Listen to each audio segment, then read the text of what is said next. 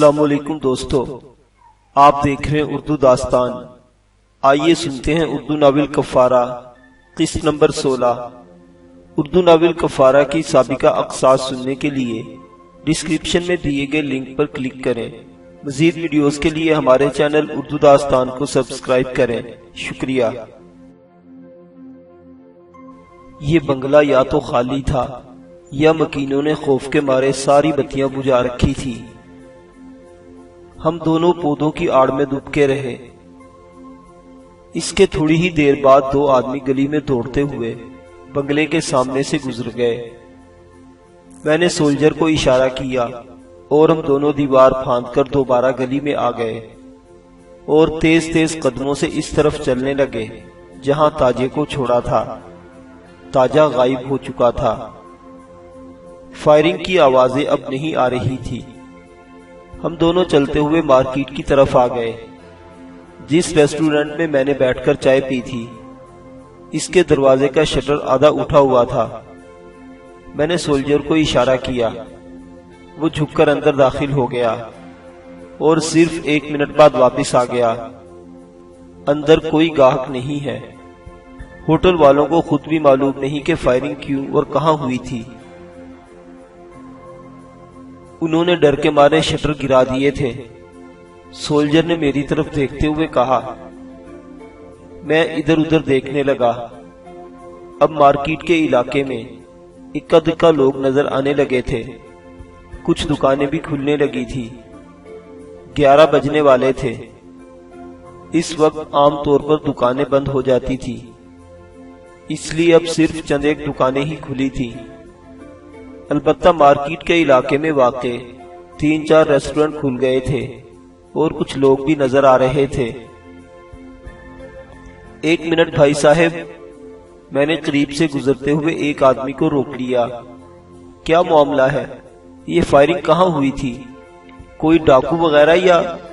वो उधेड़ उम्र भारी भरकम आदमी था। इसने पहले तो मुश्कूक नजरों से हम दोनों की तरफ देखा, फिर एक तरफ इशारा करते हुए बोला, पुलिस ने एक कोठी पर छापा मारा है जहां मलिक शहाब छुपा हुआ था। ये लोग तो डाकुओं से भी ज्यादा खतरनाक हैं। इन्हें तो गोली मार देनी चाहिए। हीरोइन की लानत फैलाकर उन्होंने कौम का बेड़ा गर्क कर दिया है। हद हो गई यार। वो 15 दिन से यहाँ रह रहा है। मोहल्ले के सारे ही लोग जानते थे, मगर इलाके की पुलिस ही बेखबर थी। पुलिस को सब कुछ मालूम होता है भाई साहिब, मैंने जवाब दिया। ये दुम्बे तो मलिक शहाब जैसे स्मगलरों की खैरात पर ही पल रहे हैं। ये कानून से ज्यादा जराइम पेशा लोगों की हिफाजत करते हैं। मगर यहाँ छापा किसने मारा था? दूसरे इलाके की पुलिस ने? मैंने सवालिया निगाहों से इसकी तरफ देखा। आहो जी, इस शख्स ने जवाब दिया। उन्होंने पकड़ लिया ना मलिक शहाब को? मगर मैं दावे से कहता हूं जी, वो आज ही रात छूटकर भी आ जाएगा, मुकमुका हो जाएगा। मलिक जैसे लोगों के हाथ बहुत लंबे होते हैं। ये लोग आसानी से कानून की गिरफ्त में नहीं आते। कितने आदमी पकड़े गए हैं? मैंने पूछा। 4-5 पकड़े गए हैं, जिनमें 2 जख्मी हुए हैं, कुछ भाग भी गए हैं, उस शख्स ने जवाब दिया। क्या आप कहीं करीब ही रहते हैं? मैंने फिर सवाल किया। इस गली में 3रे नंबर की मेरी कोठी है, उस शख्स ने जवाब दिया। मलिक शहाब वाली कोठी तो स्मगलरों का अड्डा बनी हुई है। यहाँ वो लोग कंजरियों को भी लेकर आते हैं, शराबें पीते हैं, सारी रात हंगामे करते हैं। हमने कई मर्तबा थाने वालों को इत्तला दी, मगर कोई हमारा सुनता ही नहीं। आज पता नहीं पुलिस ने कैसे छापा मार दिया। क्या पहले भी? कई साल से बाबूजी।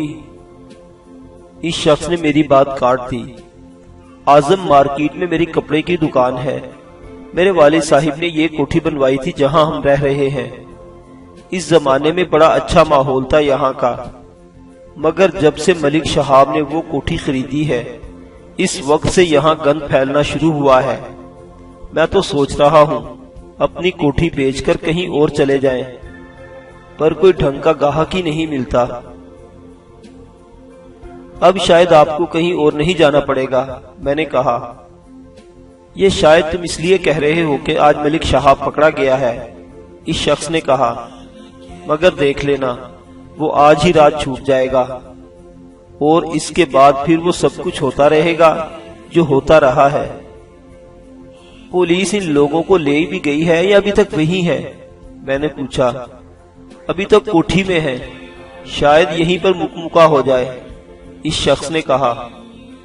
دیکھیں جی آگے کیا ہوتا ہے، میں نے کہا، اور اس شخص سے ہاتھ ملا کر سولجر کو اشارہ کیا۔ ہم دونوں ایک طرف چلنے لگے اور گھوم پھر کر دوبارہ اسی ریسٹورنٹ میں آ گئے۔ تینوں ریسٹورنٹ پھر سے آباد ہو گئے تھے۔ باہر بھی لوگ ٹولیوں کی صورت میں کھڑے صورتحال پر تبصرہ کر رہے تھے۔ ریسٹورنٹ میں بیٹھے ہوئے لوگوں کا موضوع بھی یہی تھا۔ میں بڑی توجہ سے لوگوں کی باتیں سن رہا تھا۔ لوگوں کی باتوں سے مجھے اندازہ ہوا کہ اس کوٹھی میں ملک شہاب کی موجودگی کے بارے میں اس علاقے کے بہت سے لوگ جانتے تھے اور پولیس بھی واقف تھی، مگر حیرت کی بات یہ تھی کہ بند روڈ پر ٹرک کے چھاپے کے بعد ملک شہاب فرار ہو گیا تھا۔ ایس پی سعید کو اس کی تلاش تھی۔ ملک شہاب اس دن سے اس کوٹھی میں رہ رہا تھا۔ یہاں کی پولیس اس کے بارے میں جانتی تھی، لیکن اس کے خلاف کارروائی کرنے کی بجائے اس کو تحفظ فراہم کیا جا رہا تھا۔ ہمیں ریسٹورنٹ میں بیٹھے ہوئے آدھا گھنٹہ گزر گیا، اور پھر سائرن کی آواز سن کر میں نے فوراً ہی کرسی چھوڑ دی اور ریسٹورنٹ سے نکل کر باہر آ گیا۔ سولجر بھی چائے کے پیسے دے کر باہر آ گیا تھا۔ باہر اب بھی لوگ ٹولیوں کی صورت میں جمع تھے۔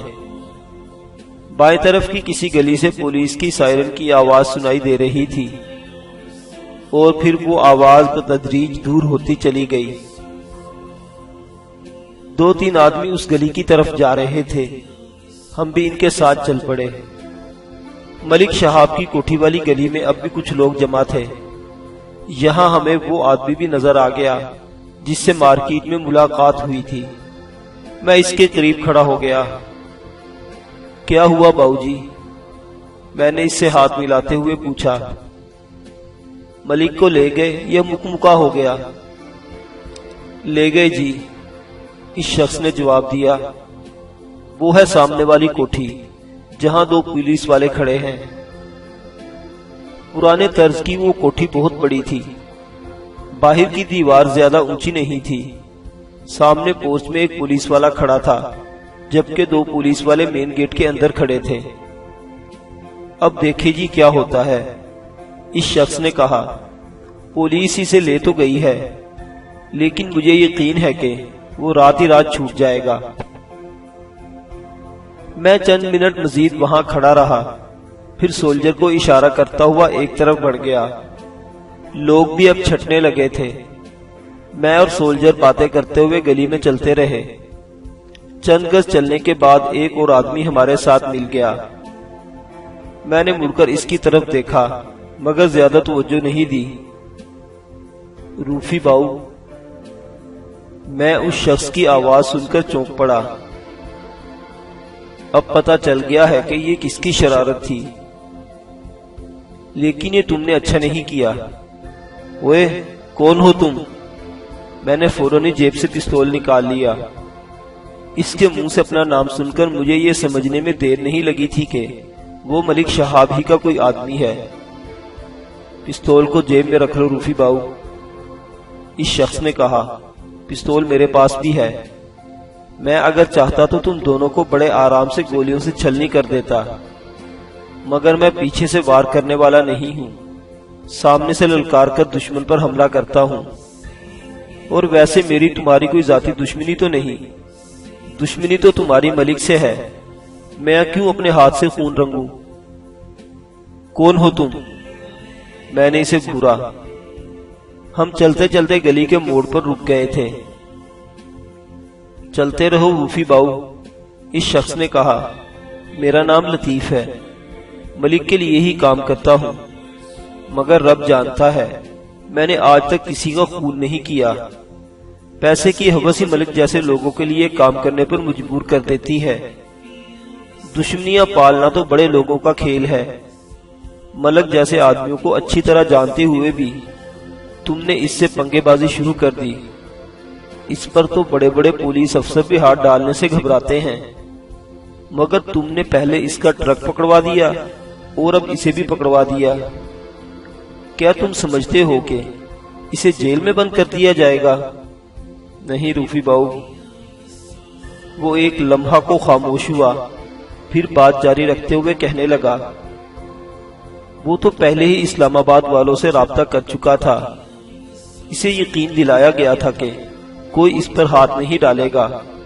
وہ 15 دن سے اس کوٹھی میں رہ رہا ہے، علاقے کے تھانے کو اس کا پتہ تھا، مگر اس کی طرف آنکھ اٹھا کر بھی نہیں دیکھا گیا تھا۔ ایس پی سعید نے چھاپا مار کر اسے پکڑ لیا ہے تو کوئی کمال نہیں کیا، اس نے چھاپا بھی غیر قانونی طور پر مارا ہے، یہاں کی پولیس کو اس کا پتہ ہی نہیں تھا۔ ایس پی سعید ملک کو باندھ کر تو لے گیا ہے، مگر وہ صبح ہونے سے پہلے چھوٹ جائے گا، اور ایس پی سعید کے ساتھ جو کچھ ہوگا وہ بھی تم دیکھ لو گے۔ وہ ایک بار پھر خاموش ہو گیا۔ اور تم کسی خوش فہمی میں مبتلا نہ رہنا، ملک شہاب کو یہ بھی پتہ چل جائے گا کہ اس کوٹھی میں اس کی موجودگی کی مخبری کرنے والے بھی تم ہو۔ اس طرح تم سمجھ سکتے ہو کہ تمہارے بارے میں اس کے جذبات کیا ہوں گے۔ مجھے یہاں دیکھ کر شاید تم یہ سمجھ رہے ہو کہ اس کی مخبری میں نے کی ہے۔ میں نے اسے گھورتے ہوئے کہا، اس میں شک کی کیا بات ہے؟ لطیف نے جواب دیا، یہاں تمہاری موجودگی یہ ثابت کر رہی ہے کہ اس کی مخبری کرنے والے تم ہو، اور تم یہاں صرف اس لیے نظر آ رہے ہو کہ چھاپے کے بارے میں اچھی طرح تسلی کر لینا چاہتے ہو۔ تو پھر سمجھ لو، میں نے کہا، تم نے ابھی تھوڑی دیر پہلے کہا تھا کہ مجھ سے تمہاری کوئی ذاتی دشمنی نہیں ہے، میری بھی تم سے کوئی ذاتی دشمنی نہیں ہے، لیکن میں ہر اس شخص کو اپنا دشمن سمجھتا ہوں جو ملک شہاب کے لیے کام کر رہا ہے۔ اس وقت تم نے دوستانہ ماحول میں از خود مجھ سے رابطہ کیا ہے، اگر ہم ویسے ایک دوسرے کے آمنے سامنے آئے ہوتے تو صورتحال مختلف ہوتی۔ بہرحال تمہیں امید نہیں بلکہ یقین ہے کہ ملک شہاب آج ہی رات چھوٹ جائے گا، اور ظاہر ہے تمہاری بھی اس سے ملاقات ہوگی۔ اسے میرا پیغام دے دینا کہ اگر پولیس سے بچ گیا تو مجھ سے نہیں بچ سکے گا۔ اس نے مجھے پکڑنے یا مارنے کے لیے جو کتے بھیجے تھے ان کا حشر وہ دیکھ چکا ہے، مجھے شکار کرنے کے لیے جو بھی آئے گا خود شکار ہو جائے گا، اور اب سے بھی میری ملاقات مختلف انداز سے ہوگی۔ اب تم جا سکتے ہو۔ میں نے اس کی طرف ہاتھ بڑھا دیا۔ لطیف نے میرا ہاتھ پکڑ کر اس طرح دبایا جیسے اپنی طاقت کا احساس دلانا چاہتا ہو، پھر ایک جھٹکے سے میرا ہاتھ چھوڑ دیا اور سولجر سے ہاتھ ملائے بغیر دوسری گلی میں مڑ گیا۔ اسے جانتے ہو تم؟ میں نے سولجر کی طرف دیکھتے ہوئے پوچھا۔ نہیں روفی باؤ، پہلی مرتبہ دیکھا ہے۔ ہم دونوں گلیوں میں گھومتے ہوئے دوبارہ مارکیٹ کی طرف آ گئے۔ وہاں اب ریسٹورنٹس اور کھانے پینے والی ہی دکانیں کھلی تھی۔ ٹکے کباب والی ایک دکان پر بیٹھ کر ہم نے کھانا کھایا اور سڑک پر اس جگہ آ گئے جہاں کوئی سواری ملنے کی توقع ہو سکتی تھی۔ تقریباً 15 منٹ بعد ایک رکشہ مل گیا۔ اچھرا موڑ پر میں نے رکشہ رکوا لیا۔ ٹھیک ہے سولجر، تم گھر چلو، میں 1-2 دن بعد تم سے رابطہ کروں گا۔ میں نے رکشے سے اترتے ہوئے کہا۔ کہاں جاؤ گے روفی باؤ؟ سولجر نے پوچھا۔ میں یہاں سے وحدت کالونی کی طرف جاؤں گا، ایک دوست کے پاس، کئی روز سے اس سے ملاقات نہیں ہوئی۔ 1-2 دن بعد میں تمہارے پاس آ جاؤں گا۔ میں نے کہتے ہوئے سولجر سے ہاتھ ملایا اور رکشے سے دور ہٹ گیا۔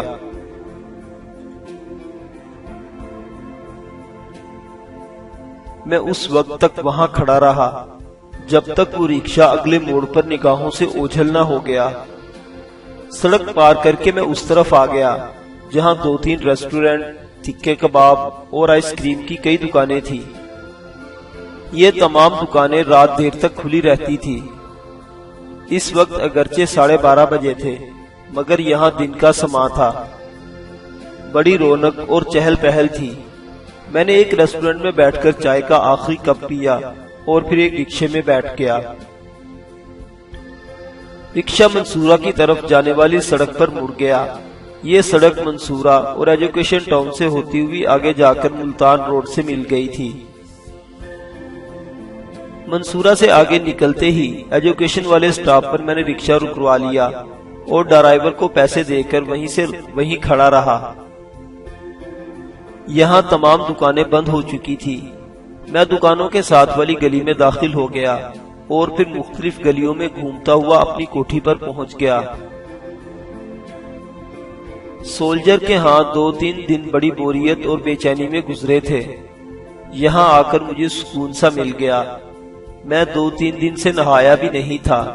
اندر آتے ہی میں باتھ روم میں گھس گیا، نہا کر کپڑے بدلے اور بستر پر گر گیا۔ شام کے بعد کی بھاگ دوڑ سے میں بری طرح تھک گیا تھا۔ بستر پر لیٹتے ہی میری آنکھ لگ گئی۔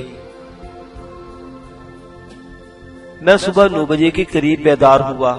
کچھ دیر بستر پر پڑا کروٹیں بدلتا رہا، پھر کچن میں آ کر چائے بنائی اور برآمدے میں آ گیا۔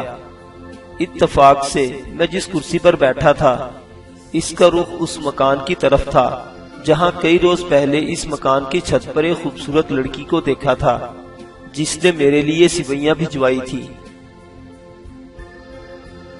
چائے کی چسکیاں لیتے ہوئے میری نظریں غیر ارادی طور پر اس کی چھت کی طرف اٹھ گئی۔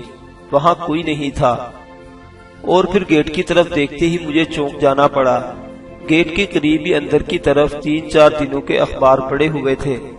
مجھے یاد آ گیا کہ اس روز یہاں سے جانے سے پہلے میں نے اخبار والے کو منع نہیں کیا تھا اور وہ گیٹ پر تالا ہونے کے باوجود روزانہ اخبار ڈالتا رہا تھا۔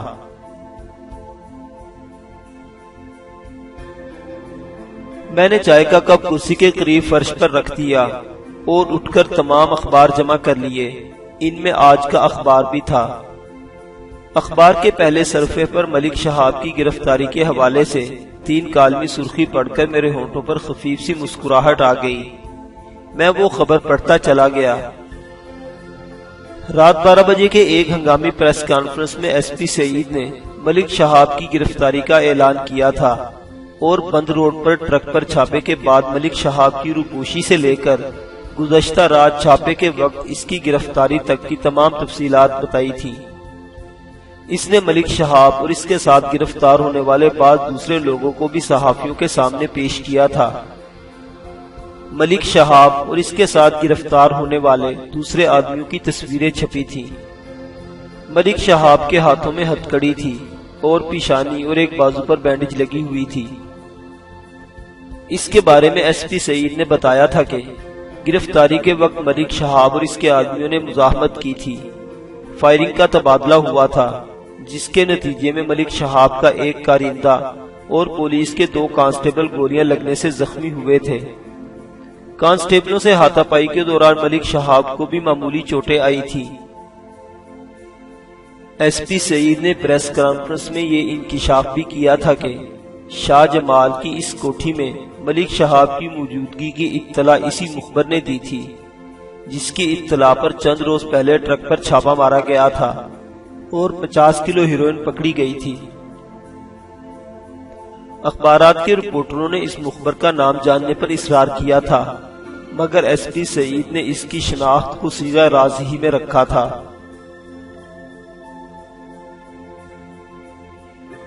ملک شہاب کی گرفتاری کے حوالے سے 3-4 اور چھوٹی خبریں بھی تھیں۔ بعض خبریں اسلام آباد کی ڈیڈ لائن سے تھیں جس سے پتہ چلتا تھا کہ ملک شہاب کی رہائی کے لیے اعلیٰ سطح پر کوششیں شروع ہو چکی تھی اور ایس پی سعید پر بھی اوپر سے دباؤ پڑ رہا تھا۔ لیکن اچھی بات یہ تھی کہ آئی جی ایس پی سعید کی فیور میں تھا۔ اس نے اوپر سے کسی قسم کا دباؤ قبول کرنے سے انکار کر دیا تھا۔ اس طرح ایس پی سعید کا کیس کافی مضبوط ہو گیا تھا، لیکن کچھ خبریں ایس پی سعید کے خلاف بھی تھی۔ شاہ جمال تھانے کے انچارج نے وزارت داخلہ کو براہ راست یہ رپورٹ بھیج دی تھی کہ ایس پی سعید نے ملک شہاب کی گرفتاری کے لیے جس کوٹھی پر چھاپا مارا تھا وہ اس کے دائرہ اختیار میں نہیں تھی۔ چھاپا مارنے سے پہلے اس نے نہ تو اس علاقے کی پولیس سے رابطہ کیا تھا اور نہ ہی انہیں اعتماد میں لیا تھا۔ اس طرح اس نے اپنے اختیارات سے تجاوز کرتے ہوئے ایک غیر قانونی حرکت کا ارتکاب کیا تھا۔ یہ خبر پڑھ کر میں بھی مسکرائے بغیر نہیں رہ سکا تھا۔ شاہ جمال کے تھانہ انچارج کو اصولی طور پر اپنے علاقے کے اعلیٰ افسران اور ڈی آئی جی سے شکایت کرنی چاہیے تھی، مگر اس نے اس رپورٹ میں براہ راست وزارت داخلہ کو بھجوائی تھی اور اس میں بڑی عجلت سے کام لیا تھا۔ جیسا کہ مجھے گزشتہ رات ہی معلوم ہو گیا تھا کہ اس علاقے کے تھانہ انچارج کو معلوم تھا کہ ملک شہاب اس علاقے میں روپوش ہے، جبکہ پورے شہر میں اسے تلاش کیا جا رہا تھا، مگر یہ تھانہ انچارج اس کے بارے میں نہ صرف مجرمانہ خاموشی اختیار کیے ہوئے تھا بلکہ اسے تحفظ بھی فراہم کر رہا تھا۔ اگر اسے قبل از وقت پتہ چل جاتا کہ اس کوٹھی پر چھاپا پڑنے والا ہے تو وہ یقیناً ملک شہاب کو وہاں سے فرار کروا دیتا۔ میں یہ بھی جانتا تھا کہ پولیس کے افسران اعلیٰ کے بجائے وزارت داخلہ کو رپورٹ کیوں بھیجی گئی تھی۔ پہلے روز گلبرگ والی کوٹھی میں ملک شہاب سے میری ملاقات ہوئی تو وہاں وزارت داخلہ کا سیکرٹری سلمان بھی موجود تھا۔ رپورٹ اس لیے وزارت داخلہ کو بھجوائی گئی تھی کہ تاکہ ایس پی سعید کے خلاف کارروائی کی راہ ہموار کی جا سکے۔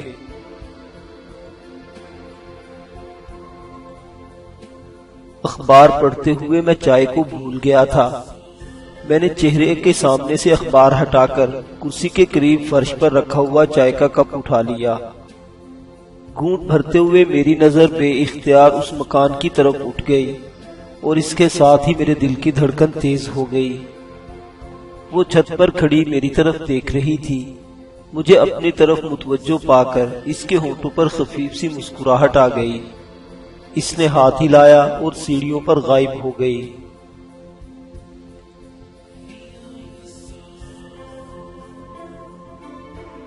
میں کچھ دیر چھت کی طرف دیکھتا رہا، پھر دوبارہ اخبار پڑھنے لگا۔ اندر کے صفحہ پر ایک خبر دیکھ کر میں اچھل پڑا۔ دشکا کو تو میں بھول ہی گیا تھا۔ خبر کی سرخی میں مادام دشکا کا نام پڑھتے ہی میرا ہاتھ بے اختیار گلے میں پڑے ہوئے لاکٹ پر پہنچ گیا۔ میں وہ خبر پڑھنے لگا۔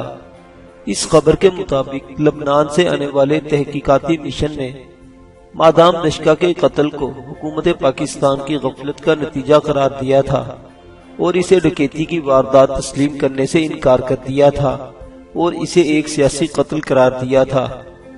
اس کے ساتھ ہی حکومت پاکستان سے از سرنو اس قتل کی تحقیقات کا مطالبہ کیا تھا۔ خبر پڑھنے کے بعد میں نے اخبار بند کر دیا اور گلے سے لاکٹ اتار کر اس کا معائنہ کرنے لگا۔ اس کے ساتھ ہی میں اس صورتحال کے بارے میں بھی سوچنے لگا۔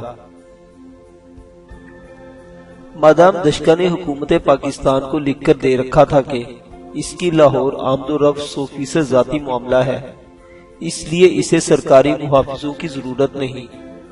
یہاں اس نے اپنی حفاظت کے لیے کوٹھی پر صرف ایک گن مین رکھا ہوا تھا، جو ظاہر ہے صرف کوٹھی کی حفاظت کے لیے تھا۔ وہ جب باہر جاتی ہوگی تو یہ گن مین اس کے ساتھ نہیں ہوتا ہوگا۔ لیکن دلچسپی کی بات یہ تھی کہ مادام دشکا کو کوٹھی میں قتل کیا گیا تھا اور کوٹھی ہی میں گن مین کی لاش بھی ملی تھی۔ میں نے جس مرد اور عورت کو کار پر کوٹھی سے نکلتا دیکھا تھا وہ یقیناً اس کے جاننے والے تھے، اور ان دونوں کو قتل کرنے کے بعد وہ بڑے اطمینان سے رخصت ہو گئے تھے۔ لیکن حیرت کی بات تھی کہ وہ اس کی ساری دولت چھوڑ گئے تھے۔ اس دنیا میں دولت ہی کے لیے سب کچھ ہوتا ہے، لیکن ان کا مقصد یقیناً اس دولت سے بھی زیادہ اہم تھا۔ کیا یہ واقعی سیاسی قتل تھا؟ مادام دشکا ایک سفارتکار تھی۔ میری معلومات کے مطابق لبنان اور پاکستان کے سفارتی تعلقات بھی بڑے خوشگوار تھے۔ البتہ اسرائیل اور لبنان کی برسوں پرانی دشمنی تھی۔ لبنان میں اتنا دم خم نہیں تھا، البتہ اسرائیل اب بھی لبنان پر حملے کرتا رہتا تھا، لیکن لاہور میں مدام دشکا کا قتل میری سمجھ میں نہیں آ رہا تھا۔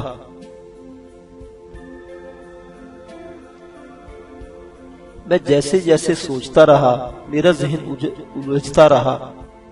مادام دشکا کو اپنے سفارتی فرائض کی ادائیگی کے سلسلے میں اسلام آباد میں رہنا چاہیے تھا، مگر اسے لاہور پسند تھا۔ وہ مہینے میں 1 ہفتے کے لیے لاہور آتی تھی۔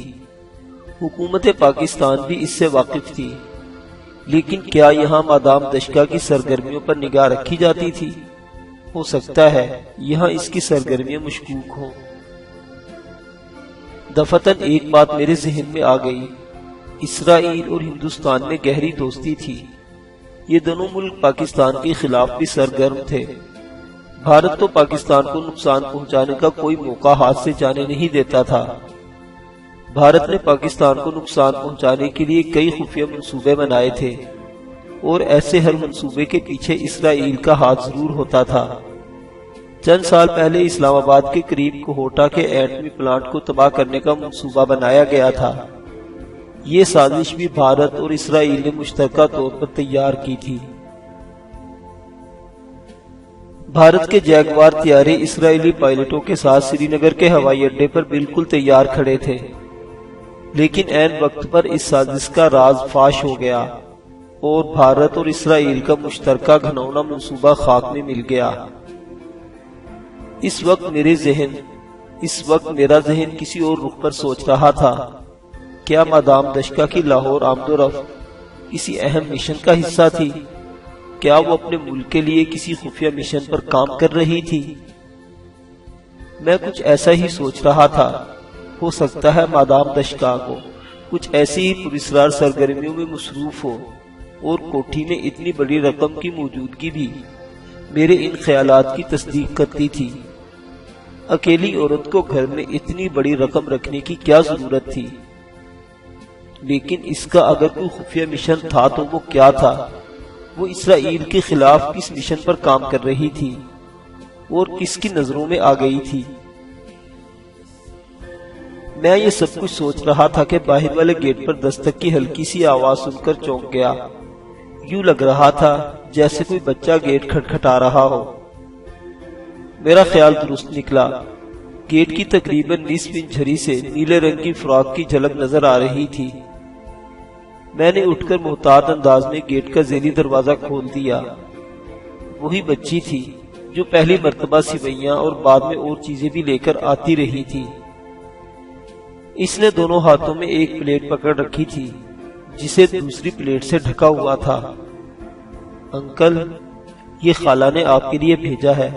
انہوں نے کہا تھا کہ آپ نے ابھی تک ناشتہ نہیں کیا۔ بچی نے دروازے میں داخل ہوتے ہوئے کہا۔